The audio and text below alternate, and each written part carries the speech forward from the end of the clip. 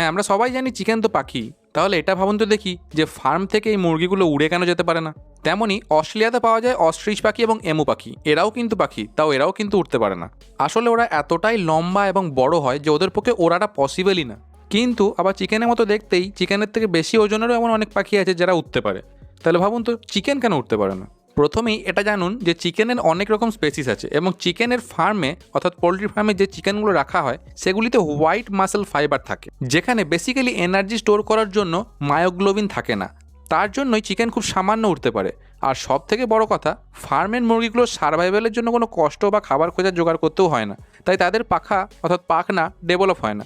কিন্তু দেশি মুরগির ক্ষেত্রে সেটা হয় উল্টোটা। দেশি মুরগির কিন্তু খাবার খুঁজে খেতে হয় এবং খাবারের জন্য সার্ভাইভালের জন্য তাকে উঠতে হয়, এবং যখনই তারা উঠতে চেষ্টা করে তখনই তাদের পাখনা ডেভেলপ হয়। তো এই কারণে দেশি মুরগিরা কিছুটা হলেও বেশি উঠতে পারে পোলট্রি ফার্মের মুরগির থেকে।